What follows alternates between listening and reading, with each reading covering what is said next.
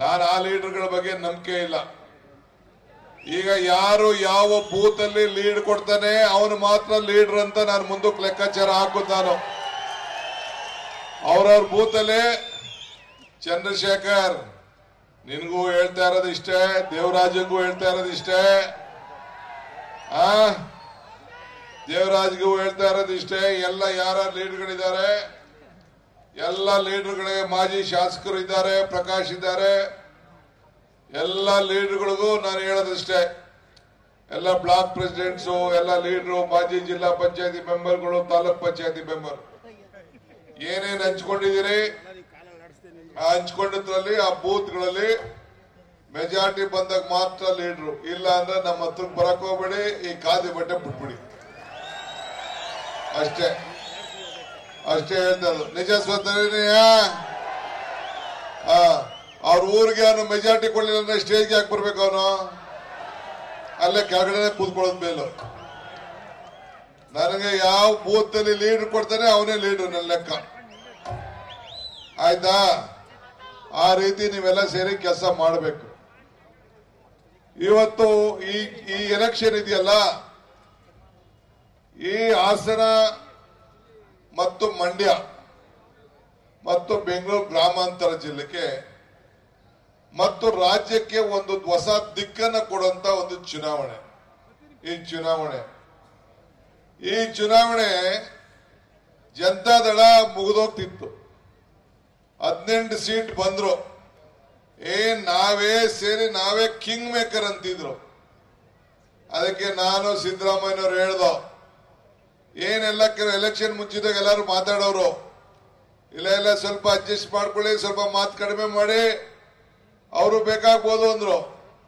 ನನಗೆ ಯಾವ ಕಾರಣಕ್ಕೂ ಬೇಡ, ಅವ್ರ ಜೊತೆ ಇಟ್ಕೊಂಡು ಸಂಸಾರನೂ ಬೇಡ, ನಂಟಸ್ತನೂ ಬೇಡ, ಜೋಡಿನೂ ಬೇಡ, ಈ ಜೋಡಿ ಎತ್ತು ಬೇಡ ಅಂತೇಳಿ ಜನರಿಗೆ ಹೇಳಿದೆ, ನಮ್ಮ ಮತದಾರರಿಗೆ ಹೇಳಿದೆ.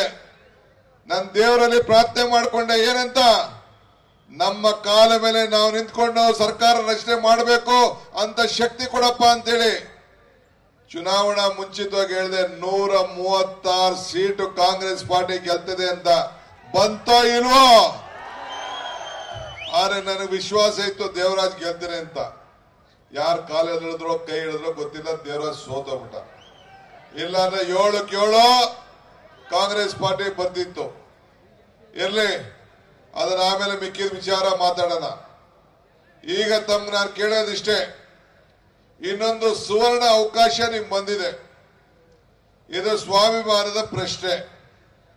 ಹಿಂದೆ 8 ಚಲೋ ಸ್ವಾಮಿ, ಒಂದು ನಿಮಿಷ ಆಮೇಲೆ ಮಾತಾಡಿದೀವಿ. ನರೇಂದ್ರ ಸ್ವಾಮಿ, ಹಿಂದೆ 8ಕ್ಕೆ 8 ಜನತಾದಳದವ್ರು ಗೆದ್ದಿದ್ರು. ನಾನು ಬಂದು ಕುಮಾರಸ್ವಾಮಿ ಮಗನಿಗೆ ಸಪೋರ್ಟ್ ಮಾಡಿದೆ, ಓಟ್ ಕೊಡಿ ಅಂತ ಕೇಳಿದೆ. ಬಂದು ಮಂಡ್ಯದಲ್ಲಿ ಬಂದು ಓಟ್ ಕೊಡಿ ಅಂತ ಕೇಳಿದೆ. ಓಟ್ ಕೊಡಿ ಕೇಳಿದಾಗ ಜನ ಒಪ್ಪಲಿಲ್ಲ. ನಾನು ಗೆಲ್ತೇನೆ ಅಂತ ವಿಶ್ವಾಸ ಇತ್ತು. ನಮ್ದು ಕೊಲಿಷನ್ ಗವರ್ಮೆಂಟ್, ಡೆಲ್ಲಿಯವರು ಹೇಳಿದ್ರು ಒಟ್ಟಿಗೆ ಹೋಗ್ಬೇಕು ಅಂತ. ಆದ್ರೆ 8 ಜನ ಕುಮಾರಸ್ವಾಮಿ ಮುಖ್ಯಮಂತ್ರಿ ಆಗಿದ್ದಾಗ, 8 ಜನ ಶಾಸಕರಿದ್ದಾಗ, 3 ಜನ ಮಂತ್ರಿ ಇದ್ದಾಗ, ಆಗ ನಮ್ಮ ಆ ಮಗ ಕುಮಾರಸ್ವಾಮಿ ಮಗ ಒಬ್ಬ ಹುಡುಗ ಜನ ಒಪ್ಪಲಿಲ್ಲ. ಆಗುದಿಲ್ಲಪ್ಪ, ನಾವು ಲೋಕಲ್ಲೇ ಕೊಡ್ತೀವಿ, ಅಂಬರೀಷ್ ಧರ್ಮಪತ್ನಿಗೆ ಕೊಡ್ತೀವಿ ಅಂತೇಳಿ ಜನ ಎಲ್ಲ ಅವತ್ತಿನ ಕಾಲದಲ್ಲಿ ಕಾಂಗ್ರೆಸ್ ಬೆಂಬಲಿತವಾದಂತ ಜನತಾದಳ ಅಭ್ಯರ್ಥಿನ ಸೋಲಿಸಿದ್ರು. ಈಗ ಬಿಜೆಪಿ ಬೆಂಬಲಿತ ಅಭ್ಯರ್ಥಿ ಅಂತೇಳಿ ತಿರ್ಗಾ ಮಂಡ್ಯದಿಂದ ನಮ್ಮ ರಾಮನಗರಕ್ಕೆ ಬಂದ್ರು, ರಾಮನಗರದಿಂದ ಈಗ ಮಂಡ್ಯಕ್ಕೆ ಬಂದಿದ್ದಾರೆ. ಈಗ ನಾನು ಕುಮಾರಸ್ವಾಮಿ ಕೇಳ್ತಾ ಇರೋದು ಇಷ್ಟೇ, ನೀನು ಅಲ್ಲಿ ಕನಕಪುರದಲ್ಲಿ MP ಆಗಿದೆ, ನಿನ್ನ ಧರ್ಮಪತ್ನಿ DK ಸುರೇಶ್ ಮೇಲೆ ನಿಂತಿದ್ರು, ನಾನು ದೇವೇಗೌಡರ ಮೇಲೆ ನಿಂತು ಸೋತಿದ್ದೆ, ಕುಮಾರಸ್ವಾಮಿ ಮೇಲೆ ನಿಂತು ಅಸೆಂಬ್ಲಿ ಗೆದ್ದಿದ್ದೆ. ಅಲ್ಲಿ ನಿನಗೆ ಚೀಫ್ ಮಿನಿಸ್ಟರ್ ಮಾಡಿದ್ರು ಜನ, ನಿಮ್ ತಂದೆನ ಪ್ರಧಾನಮಂತ್ರಿ ಮಾಡಿದ್ರು ಜನ, MLA ಮಾಡಿದ್ರು, ನಿನಗೆ ರಾಮನಗರ MLA ಮಾಡಿದ್ರು, ನಿಮ್ಮ ಹೆಂಡತಿನೋ MLA ಮಾಡಿದ್ರು, ನಿನ್ನೋ ಚನ್ನಪಟ್ಟ MLA ಮಾಡಿದ್ರು. ನಿನ್ನ ಸ್ವಂತ ಜನದ ಮೇಲೆ ನಿನ್ಗೆ ವಿಶ್ವಾಸ ಇಲ್ಲದೆ ನಿನ್ನ ಪಾರ್ಟಿ ನಿನ್ನ ಚಿಹ್ನೆನ ಸ್ವಂತ ಚಿಹ್ನೆನ